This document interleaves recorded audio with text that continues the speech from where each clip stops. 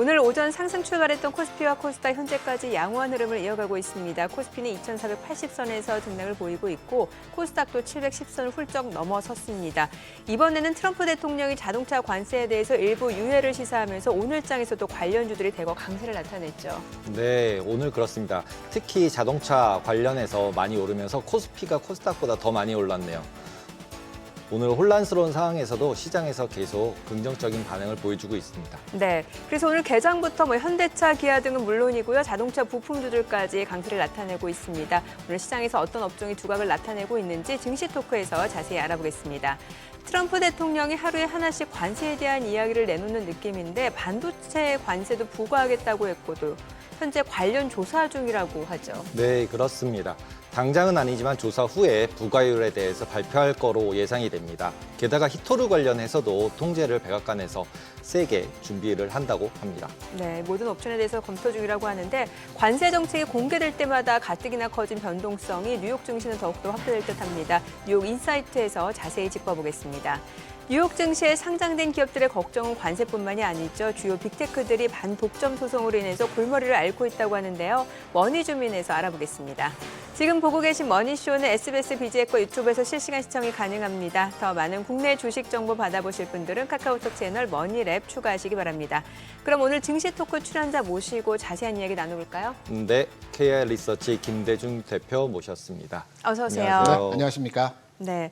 자, 최근에 지난 주말 이후부터 뉴욕 증시도 그렇고 국내 증시도 일단 어느 정도 저점을 확인했다라는 심리가 좀 있는 것 같고 네. 시장에서는 그동안 워낙 호재가 없었기 때문에 호재에 갈증이 나 있던 상황이었던 것 같다는 생각이 드는데 오늘 국내 증시 전반적인 상황을 어떻게 정리해 볼 수 있을까요? 오늘 시장에서 자동차주가 오르고 반도체가 올랐다 예. 이런 내용보다도 예. 특징적인 변곡점에서의 흐름이 두 가지 포인트가 잡혔습니다. 아, 네.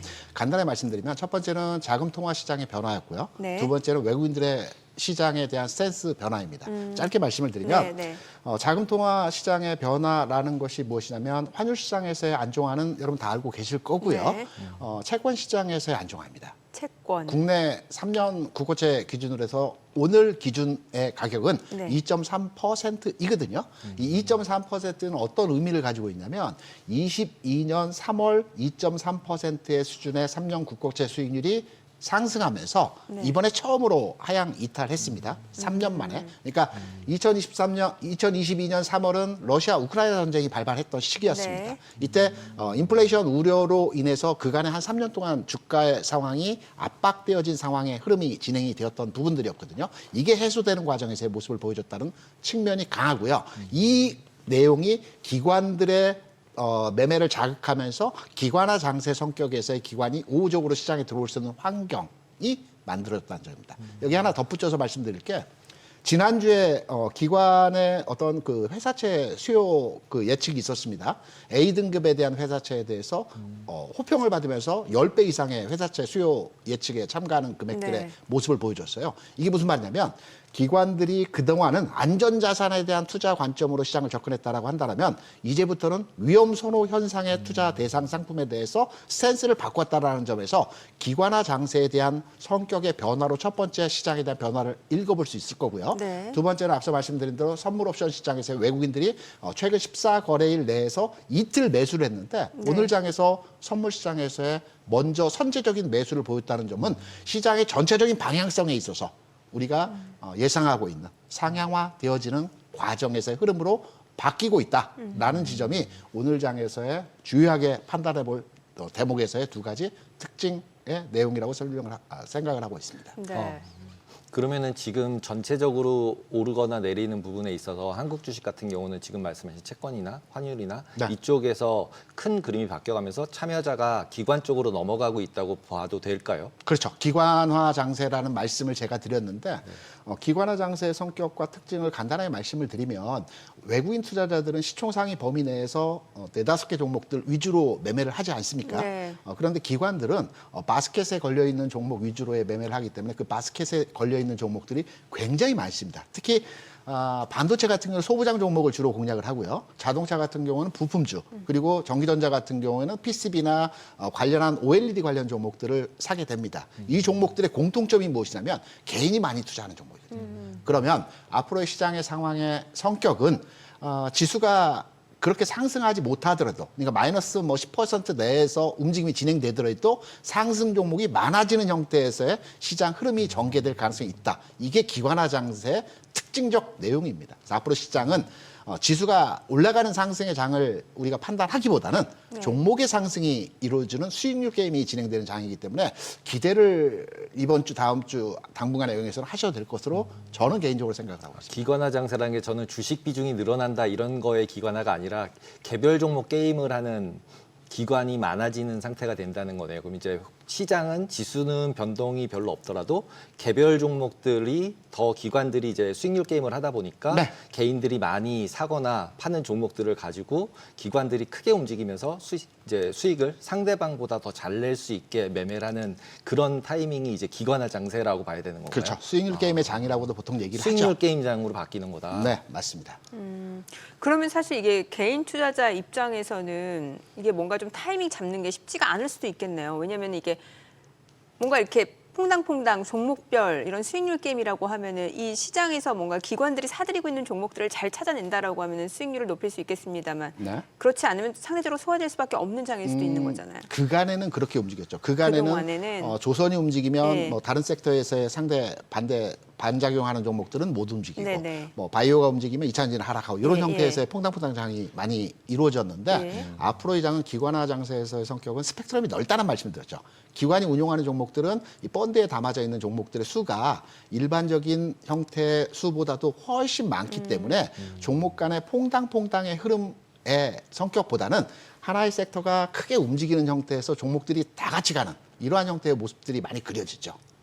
그럼 퐁당퐁당 하면 안 되는 거네요. 지금까지는 퐁당퐁당이었는데 지금은 기관이 사기 시작했으면 쭉 살 수 있다라고 봐야 되는 건가요? 그렇죠. 투자 패턴의 성격에 있어서도 그간에 우리가 가져왔던 투자 습관을 바꿔야 되는 시장의 흐름으로 바뀌고 있다는 거죠. 그러면 기관이 어떤 종목들을 포트폴리오에 담고 있는지 그걸 좀 알아야 되는 거예요? 어떻게 해야 되는 거예요? 우리가 말하는 보통 옐로우칩이라고 과거에는 평가를 옐로우칩? 했습니다. 예. 우리 핵심 우량주라고 얘기를 하고요. 블루칩이라고 예. 하죠. 이 예. 종목들은. 그리고 그 다음 단계에 있는 대형주의 우량주를 옐로우칩이라고 하는데 예전에 저가 대형주라고 하는데 이제 가격의 변화가 있었기 때문에 이제 가격적으로는 올라와 있는데 앞서 말씀드렸죠. 네. 자동차를 산다 하면 부품주가 좀 더 강하고요. 반도체를 산다 한다면 소부장이 좀 더 강하고요. 네. 흐름의 성격에 있어서 투탑 종목의 완성차 반도체 흐름보다는 그 하단에 있는 종목들의 흐름들이 좀 더 강화된 움직임에서의 모습들을 보여줄 가능성이 크다라고 생각을 합니다. 그러면은 2차 전지 같은 경우는 LG 엔솔 같이 제일 큰 거 말고 그 밑에 다른 조그만 부품들을 더 열심히 쳐다봐야 되는 건가요? 2차 전지는 성격이 좀 다릅니다. 성격이 소재, 또 걔는 또 소재주? 다른가요? 왜냐하면 2차 전지는 전체적으로 볼 때 캐전 캐펙스가 그간의 주가에서의 제한적 움직임을 보여줄 수 있는 제한 요인이었거든요. 네. 이 캐전 캐펙스가 완화되고 있어요. 그래서 저는 개인적으로 2차 전지 업종에 대해서 현 시점에서의 투자 관점의 진행이 필요한 시점이라고 생각을 하고 있는데요. 왜 그러하냐면 우리가 이제 캐즘이라고 하는 것은 극복 과정에서 우리가 시그널로 알아볼 수 있는 게 해외 수주입니다. 최근의 내용에서 해외 수주를 보게 되면 셀 3사가 해외 수주를 현재 진행하고 있는 내용으로 나타나고 있거든요. 그러면 캐즘은 어느 정도 극복 과정에서 흐름이 나타나고 있다라고 판단할 수 있을 것이고 캐펙스, 시설 투자에 대한 과도한 집행 때문에 최근에 실적 부분이 감소되는 현상들을 보여줬어요. 그런데 얼마 전에 나왔었죠. LG에너솔루션의 실적 발표를 보게 되면 구조조정과 비용 감소를 통해서 그 IRA 그 칩스법, 그 IR 법안에 난 세액공제 금액을 제외하더라도 적자 폭이 상당 부분 감소를 했습니다. 그러면 캐펙스 또한 저점을 찍어가면서 전환하고 있는 흐름에서의 모습이기 때문에 이제 2차 전지 업종이 움직일 수 있는 트리거가 될 만한 상황에서의 기준점은 2차 전지 업종에서의 종목들이 이제 실적을 발표하는 시점이 이제 도래할 겁니다. 그럼 여기에서 지난 4분기까지의 실적 자체는 적자였지만 흑자를 내는 기업이 나온다라면 여기에서 2차 전지 업종의 어떤 상승의 트리거가 될 수 있는 가능성이 있다라고 보고 있습니다. 여기에 가장 가능성이 높은 종목은 에코프로비엠이 흑자를 낼 가능성이 있다라고 시장에서는 평가를 하고 있습니다. 아니 오늘 보니까 그 두산 로보틱스가 한 9% 지금 올라가더라고요. 사실 오전장부터 네. 흐름이 좋았고 저는 이제 로봇주 대장주하면 레인보 로보틱스인 줄 알았는데 그렇죠. 오늘은 단연 두산 로보틱스였단 말이죠. 두산의 상승 폭이 컸고요. 개별 상승폭이. 이슈가 있었기 때문에. 근데 이게 보니까 또 이게 정책 테마주, 정치인 테마주로도 엮여요. 지금 어, 이재명 후보가 네. 그 그 예비 후보죠, 예비 후보. AI 산업에 100조 원 투자하겠다라고 했고 또 퓨리오사 AI 방문했다고 하니까 이게 그래서 뭔가 피지컬 AI 하면 또 로봇이잖아요. 그렇죠. 예, 그러니까 이쪽에 대해서 좀 매기가 쏠린 게 아닌가라는 생각이 들거든요. 화면에 나오네요. 로봇과 AI 소프트웨어는 연동된 네. 내용에서의 네. 재료적 가치가 접근이 예, 됩니다.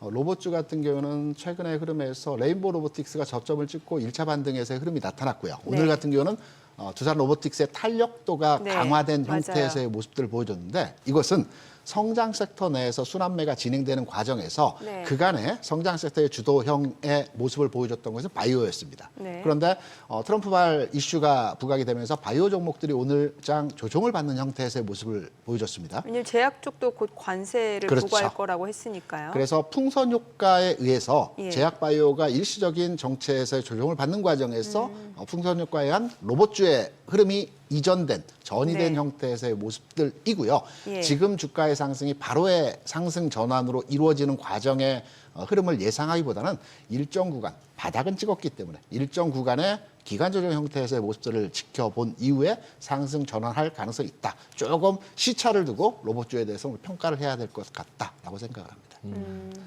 지금 한덕수 권한대행 국무총리가 알래스카 LNG 프로젝트 관련해가지고 한미 정상회의를 하고 있다라고 이제 발언을 계속 하고 있잖아요. 그다음에 네네. 이제 우리나라 같은 경우는 이제 트럼프가 특별히 직접 이제 얘기를 할 수도 있다. 이런 얘기까지 있는데 네네. 그러면은 이 LNG 관련된 프로젝트 관련해서 테마주가 아니라 실질적으로 이제 그 방향으로 확실하게 흘러가는 종목들이나 이런 것들이 딱 정해질 수 있는 건가요? 지속 가능한 재료적 가치를 보유하고 있다라고 네. 생각하고 아, 있고요. 지속 가능한 거고요. 네. 왜냐하면 거기에 대한 이유는 있겠죠.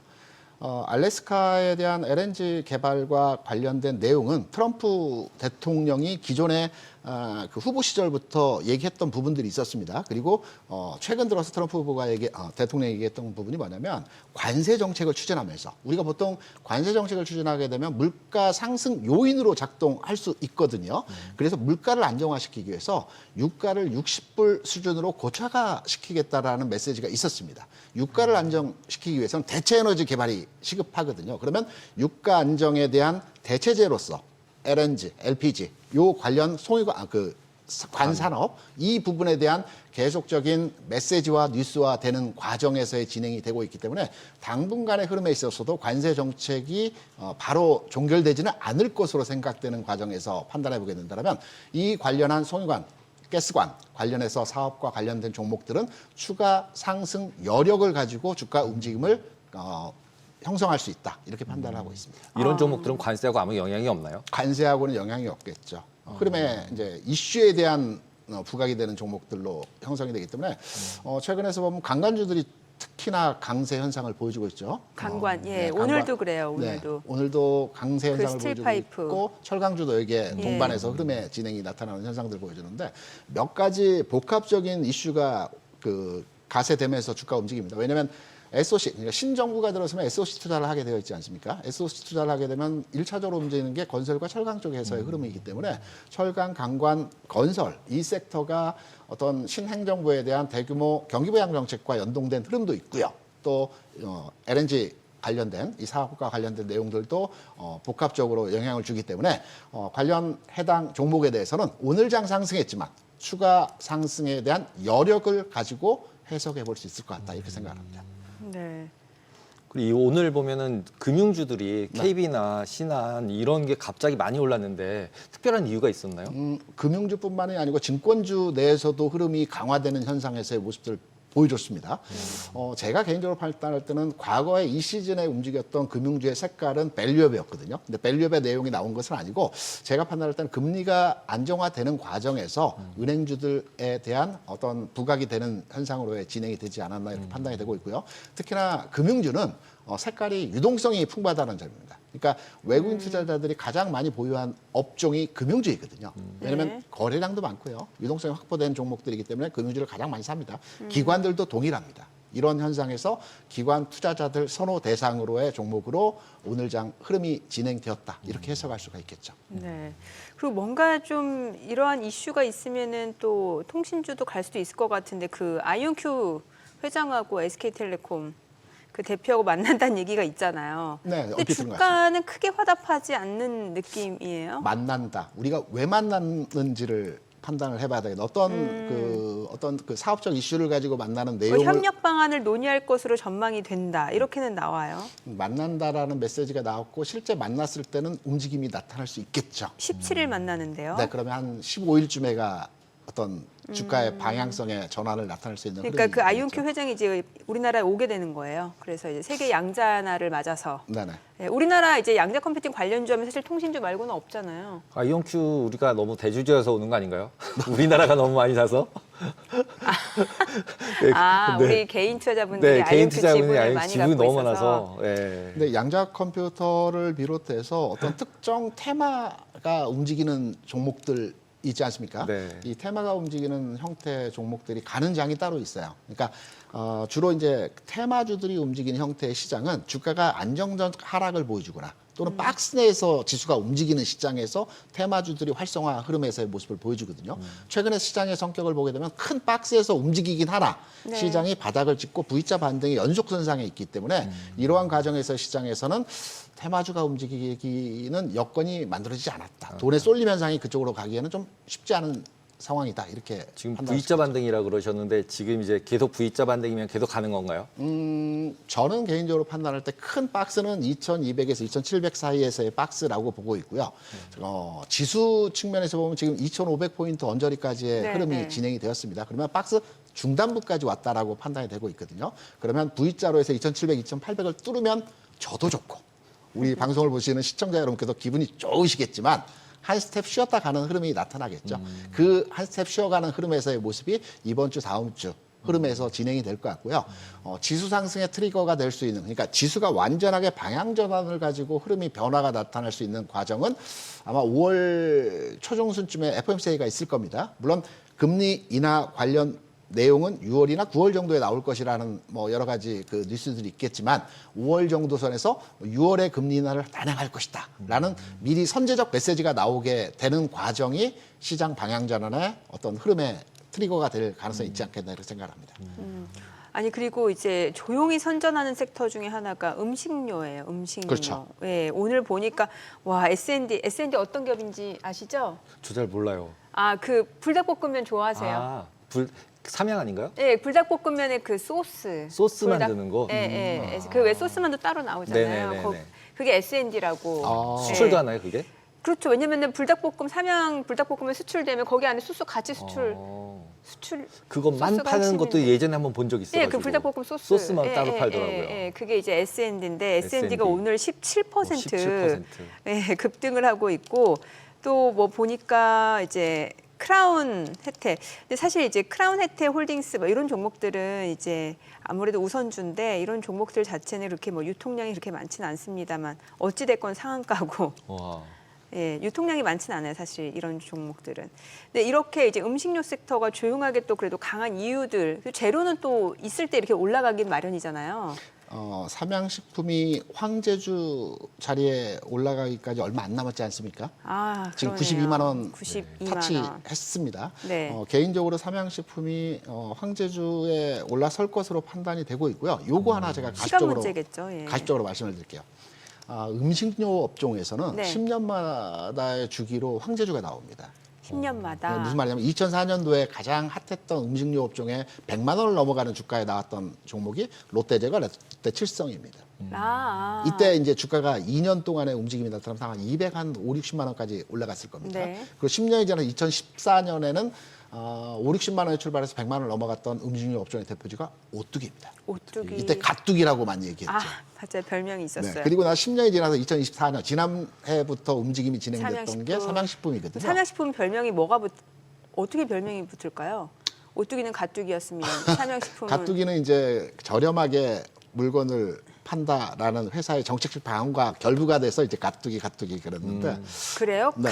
신을 의미하는 뚝이 아니었어요? 어, 저는 그렇게 알고 있는데. 그 부분 한번 확인해 봐야 될 것 예. 같은데 해석하기 아마- 나름 아닌가요? 네, 해석하기 네. 해석하기 나름이죠. 나름인데 그 불닭볶음면 같은 경우는 유럽 같은 데 가면 네. 정말로 고급 레스토랑에서 삼양 라면 이렇게 써 있어요. 그리고 네. 이제 우리나라 라면이 미국의 이제 교도소에 가면 돈처럼 화폐로 활용된다라고 해요. 라면이 네, 그래서- 이렇게 뭔가 물물 교환에 네, 물물교환 수단으로서 역할을 한다라는 얘기들도 있어가지고 국내 라면이 뭐 전 세계 최강이죠. 그럼 결국 지금 이렇게 상승하는 것도 결국은 글로벌하게 수출이 잘 될 거여서 오른다 이렇게 봐야 되는 거죠. 그렇죠. 우리나라만 이미 뭐 근데 이미 잘 되고 수출을 있잖아요. 잘 되고 있잖아요. 네. 음식료 업종의 수출 금액이 방산의 수출 금액과 거의 비슷합니다. 그러니까 이제 그 가격이 그래서 이미 올라온 거고 네네. 그럼 더 올라가려면 네. 더 팔려야 되잖아요, 항상. 그러니까 지나와서 여기까지 비싸진 건 비싸진 건데 더 비싸지려면 더 잘 팔려야지만 올라갈 수 있는 거잖아요. 그러면은 이제 보통 이제 무역 이런 거 막 열심히 찾아봐 가지고 뭐 이제 라면 얼마나 많이 팔렸냐 이걸 막 봐가지고 삼양 이제 사고 이런다는 소리는 들어봤는데 지금 이렇게 막 급등을 했으면 그런 데이터가 나오거나 이런 거에 맞춰서 되는 건지 아니면 좀 이렇게 순환매 형식으로 이렇게 좀 밀어 올리는 건지 주식은 궁금해지네. 원래 미래 가치에 대한 현재 가격을 그쵸. 주가라고 보통 얘기 그쵸. 많이 하지 않습니까? 그러니까 미래 가치가 좋아질 것이라는 의사 참여자들이 대부분 동의를 하기 때문에 그래 주가가 올라가는 네. 형태이거든요. 실적은 나중에 개방이 되는 형태이기 때문에 음식료 업종은 다들 좋다라고 얘기합니다. 숫자까지 확인은 안 해봤지만, 안 해봤지만. 그렇다면 주가는 부양되는 부양될 형태로의 것이다. 진행이 되겠죠. 아니 CJ 제일제당도 올라가고 롯데헬프도 올라가는 거 보니까 저는 그냥 혹시나 하는 생각이 뭔가 좀 물가 상승을 대비해서 사재기 넣는 거 아닌가. 아 사재기 그것도 말이 되는데 네. 제 피셜이에요, 제 피셜. 네. 하루 일찍 얘기하셨어야 되는데 지금 시각 3시 22분 향해 갑니다. 오늘 양시장 마감 호가 상황 좀 체크해 보겠습니다. 먼저 코스피부터 좀 볼게요. 오늘 0.9% 상승 마감 예상되고요. 예상 체결 지수 2,477포인트, 코스닥 0.3% 오름세 마감 예상됩니다. 예상 체결 지수는 711포인트입니다. 시가총액 상위 종목 예상가 보겠습니다. 삼성전자 오늘 1.2% 상승 마감 예상됩니다. 지금 호가 56,500원이고요.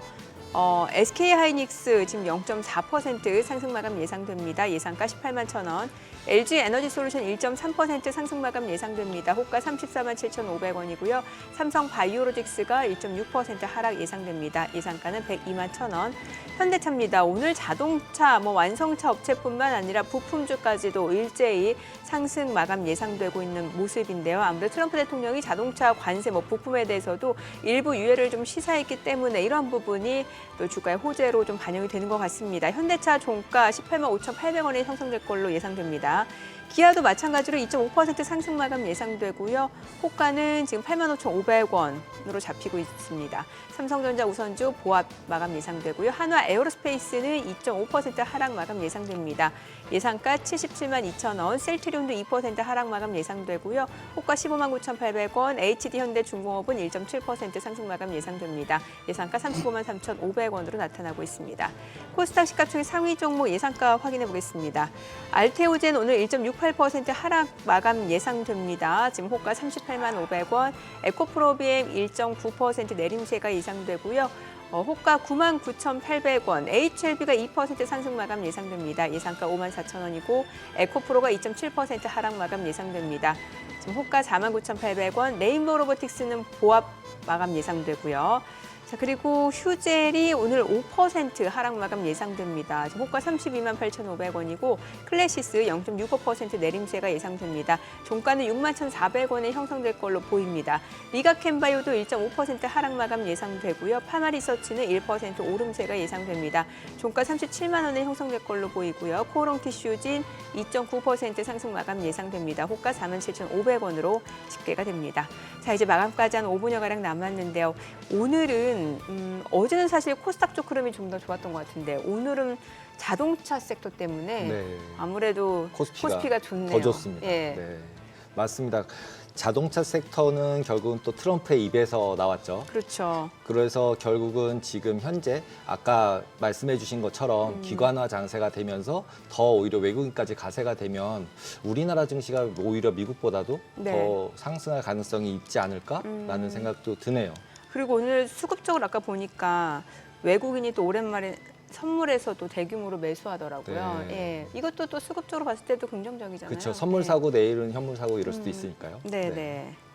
오늘 시장 전반적으로 어떻게 보셨나요? 기관의 장세 잠깐 재언급을 네네, 해주셨는데 네. 오늘 거래소 기준으로 해서 상승 하락 종목을 보게 되면 720개가 상승하고 한 170개가 하락을 했어요. 그러니까 예. 지수 20포인트 상승, 물론 큰 폭의 상승이긴 하나 과거에 20포인트가 상승했을 때의 시장 분위기와 오늘 20포인트의 상승의 흐름을 분위기 보면 오늘이 월등하게 시장에서의 모습은 좋은 장이거든요. 이게 기관화 장세 성격에서의 흐름이고요.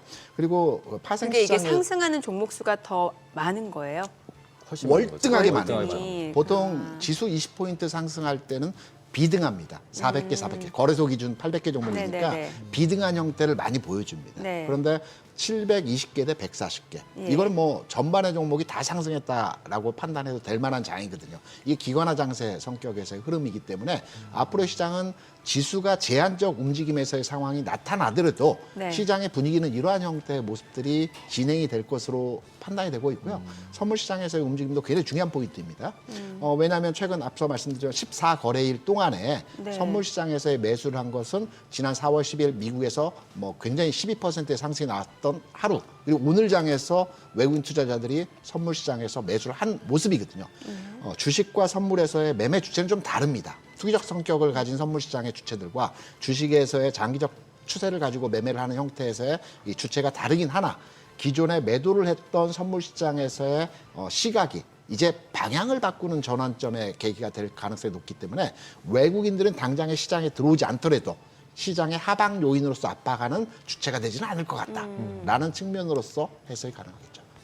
보통 외국인들 같은 경우는 선물을 사면서 현물을 팔거나 이런 걸 많이 하잖아요. 두 개 섞어서 하니까. 네, 차익거래. 네, 차익거래 형식으로. 네. 예를 들면 현대차가 오를 것 같으니까 현대차를 사면 오를 거니까, 그리고 지수 비중이 높잖아요. 현대차나 삼성전자는. 그렇죠. 그러면은 이제 선물을 좀 미리 사고 그 다음에 또 이제 현대차를 계속 사서 현대차가 올라오면 또 현대차 수익도 낮지만 선물에서도 또 수익도 내고, 그러면서 내일 가서는 갑자기 오늘은 5천 계약 이상 사지만 내일 가서는 갑자기 또 확 매도로 돌변하기도 하잖아요. 그 매매는 아비트리지 거래는 기관들이 많이 하는 거고요. 국내 기관들이. 그다음에 외국인들은 롱숏을 주로 많이 하긴 하는데 선물과 연계된 연계 프로그램의 차익 거래는 외국인들은 그렇게 많이 거의 하진 하진 않습니다. 않아요. 단순하게 투기적 거래 측면에서의 선물 시장에서의 움직임이 진행되는 훨씬 매매 크다. 주체, 그리고 주식 시장에서의 시장 상황을 판단해서 매매하는 매매 주체, 이 성격이 전혀 다른 형태로 진행이 되기 때문에 선물 시장에서 매수로 전환했다는 것은 이들이 이제 바로 매수로 주식 현물에서 내일부터 나타나지는 않을 수는 있겠으나 방향 전환, 빠르게 시장의 흐름을 간파하는 매매 주체들의 선물 시장에서 변화가 의미 있게 기관이 사고 있기 때문에 외국인까지 여기 사게 되면 지수만 올라가고 재미없는 장이 됩니다. 기관이 상당 기간 사주고 시장의 방향 전환이 됐을 때 확인 매매하는 외국인들이 다음 주건 그 다음 주가 되었을 때 들어오게 되면 대형주를 그때 들어오는 거. 핵심 대형주를 사겠죠. 그래서 시장의 질적인 부분은 상당히 좋아지고 있다 이렇게 판단이 되고 있습니다. 아니 두산 로보틱스뿐만 아니라 두산그룹 쪽 오늘 다 좋았네요. 뭐 두산밥켓, 두산 지주사, 그리고 두산 우선주, 두산 에너빌리티까지 다 좋았는데 두산그룹 쪽 요즘 뭐 어떤 호재가 있는 거예요? 두산그룹주가 아마 전체적으로 시장에서 내용을 판단해 보게 되면 가장 못 간 그룹사 중에 하나죠. 이게 아마 기존에 두산그룹 내에서 이제 구조 개편 얘기가 있었죠. 예. 로보틱스와 뭐 오션 밥캣. 밥캣과 이런 네. 그 구조 개편 진행을 했었는데 이게 잘 안 됐지 않습니까? 이런 과정에서 어떤 투자자들 측면에서의 신뢰도와 어떤 흥미도를 떨어지는 과정이 진행되었기 때문에 그동안에 주가가 많이 하락했거든요. 예를 들어서 비근한 예로 두산 로보틱스 같은 경우는 주가 하락폭이 어마어마했습니다. 최근까지 해서. 그리고 나서 오늘 장에서의 반등이 실현되고 있기 때문에 오늘 장에서의 두산그룹주의 주가 상승은 특별한 이벤트나 재료나 어떤 가치가 분석돼서 올라갔다기보다는 낙폭 과다에 따른 반등 과정에서의 흐름이 아닐까라고 해석이 되고 있습니다. 조선주 내에서는 왜 하나오션만 오늘 또 약간 조금 맥을 못 추는 건가요? 지금 보니까 뭐 방사청 부정당 업자 제재 검토 이거는 무슨 내용? 그 내용은 제가 확인을 못 해봤는데요. 아, 조선주 같은 경우 하나오션만 못 간 게 아니고 조선 전체적으로 약보합 내지는 강보합 내서 조금 탄력이 좀 탄력이 둔화되는 했어요. 형태로 진행이 된 걸로 알고 있습니다. 예. 조선주 같은 경우는 최근까지 해서 흐름이 시장 대비해서 강하게 진행되는 모습들을 보여줬어요. 네. 여기에 대한 이제 반대 급부. 그러니까 오늘 반도체가 좀 부분 강한 흐름에서의 모습들을 보여줬습니다. 그래서 최근까지 조방에서의 조선과 방산이 그 내용 움직였고 저희가 마감 확인해보고 들어보겠습니다. 오늘 알겠습니다. 국내 증시 마감합니다.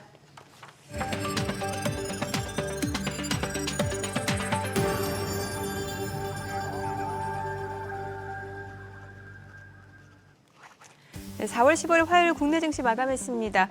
오늘 오전장에서도 시장 흐름 나쁘지 않았는데 이제 오후 들어서 특히 이제 유가증권 시장 쪽으로 더욱더 매수세가 유입되면서 조금 더 탄력적으로 오름세가 이어지는 모습이었고요. 특히나 자동차를 중심으로 순매수세가 유입되면서 시장 상승을 이끌었습니다. 아무래도 트럼프 대통령의 관세 정책에 대한 발언 때문에 또 이런 섹터들이 많은 영향을 받는 모습이 아니었나 싶은데요. 오늘 양시장 마감 지수부터 좀 체크해 보겠습니다. 먼저 코스피부터 좀 볼게요.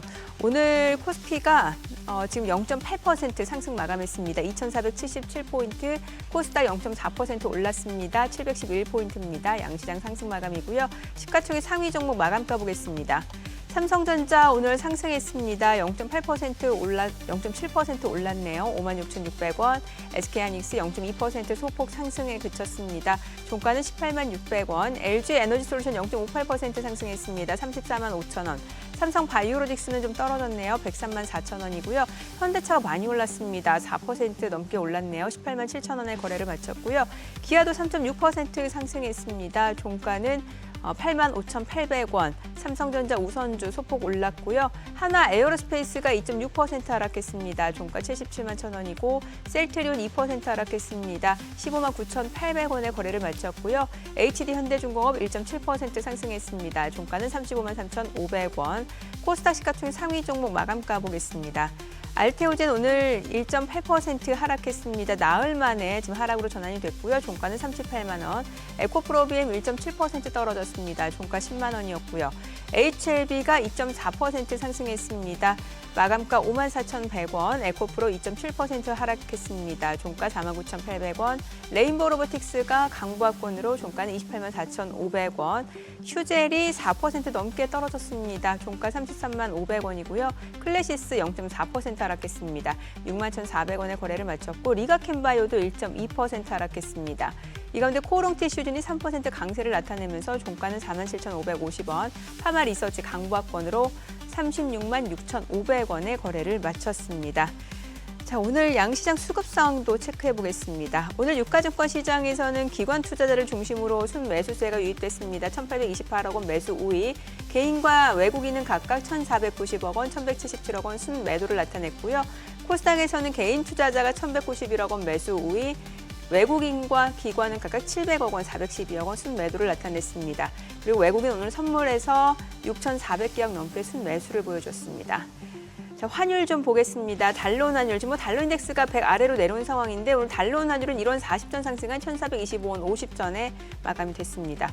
아니 달러 인덱스는 좀 떨어졌는데 왜 달러원 환율은 올라갔죠? 그래도 1,420원이면은 되게 좋지 않나요? 다행인 것 같은. 이 정도에서 막아주고 이게 있는 진짜 게. 1,400원이 뉴 노말이 맞나 보네요. 네, 여기서 더 막 급등하지 않고 사람들이 보통 이제 1,400원 됐으면 이제 원화를 그러니까 달러를 사야 되지 않을까라고들 많이 얘기를 해서 이제 어느 정도 위로 올라갈지 않을까 그랬는데 많이 안 올라가는 걸 보면 지금 아까 말씀하신 것처럼 이제 외국인이나 이런 부분에서 이제 원화 쪽으로 좀 원화를 바이하는 외국인이 생길지도 모르겠다 이런 생각도 약간은 드네요. 그래서 상승폭이 적어서 오히려. 이제 1,300원 시대는 안 오는 거예요? 오겠죠. 언젠간. 언젠지를 몰라서 그렇지. 네. 언젠가. 언젠간. 멀지 트럼프도 않은- 맨날 언젠간 그러잖아요. 멀지 않은 시점에 올 것 같아요. 아, 그래요? 왜냐하면 네. 이제 균형 환율이라고 하는 네, 게 네. 있습니다. 뭐냐면 예. 달러 인덱스 조금 전에 말씀 예, 주셨죠. 예. 99.7 정도 하는데 예.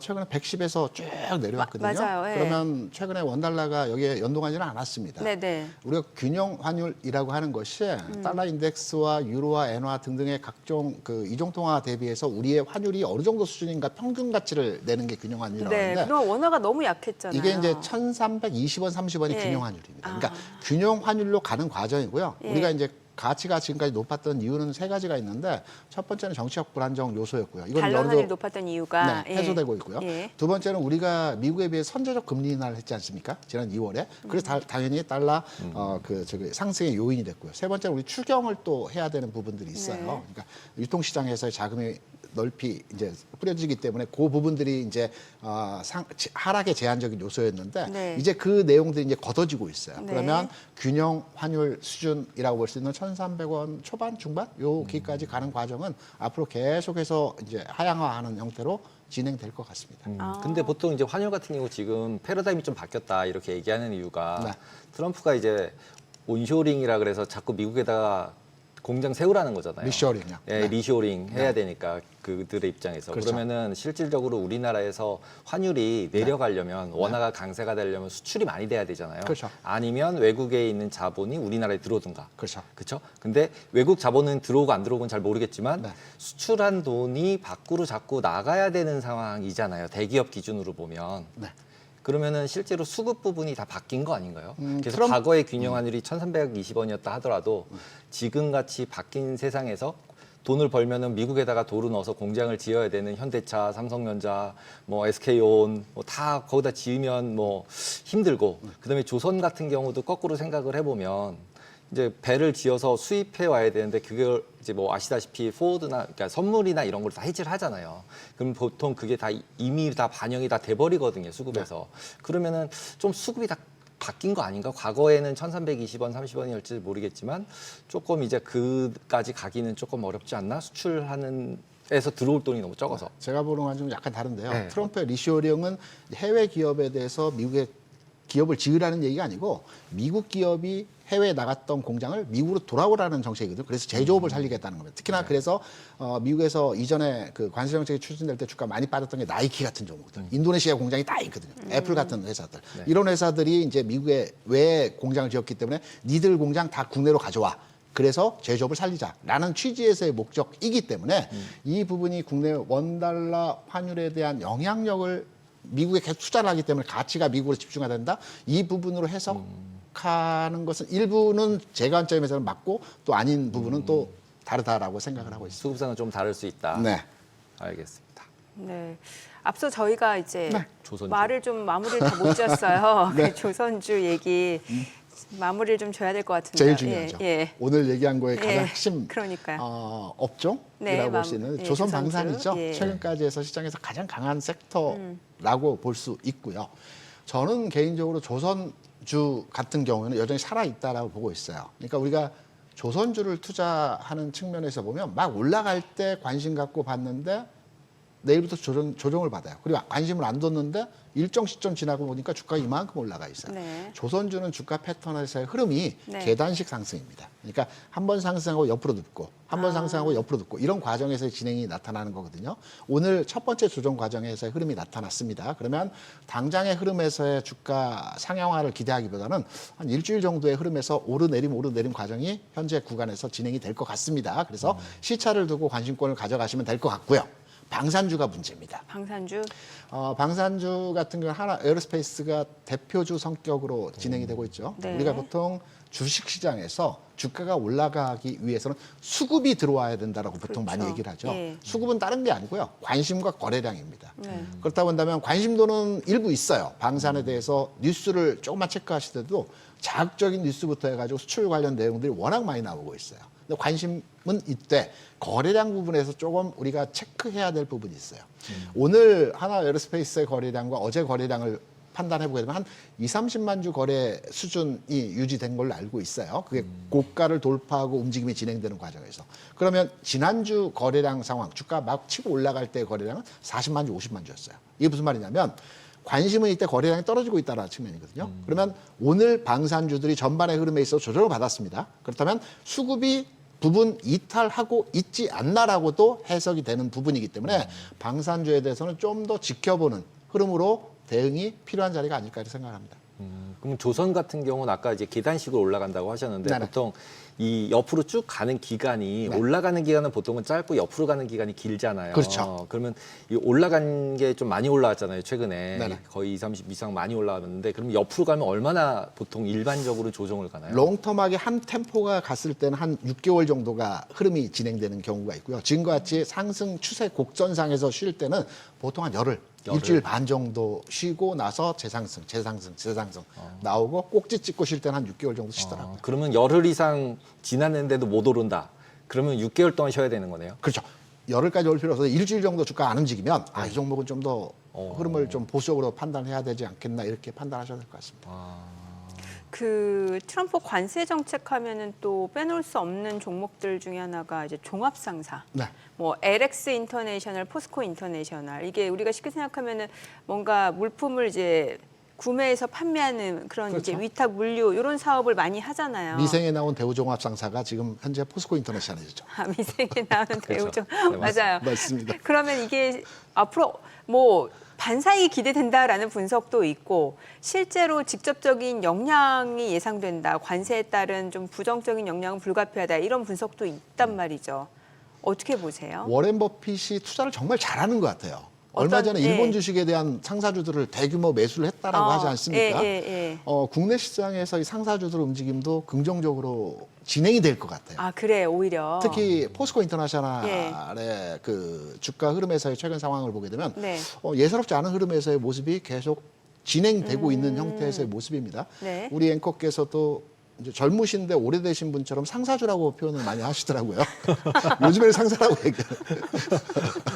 나이가 들키신 거 아닌가요? 연식이 있어요. 있어요. 과거에 이제 상사주라고 많이 얘기했죠. 예. 물품을 이제 중개하는 중개 회사인데 이런 상사주들의 흐름도 앞으로의 진행 과정에서 저는 돋보이는 흐름들이 나타날 걸로 판단되는데 일본의 상사주와 우리의 상사주는 좀 성격이 달라요. 네. 우리의 상사주는 가는 종목만 움직이는 성격들이 좀 있습니다.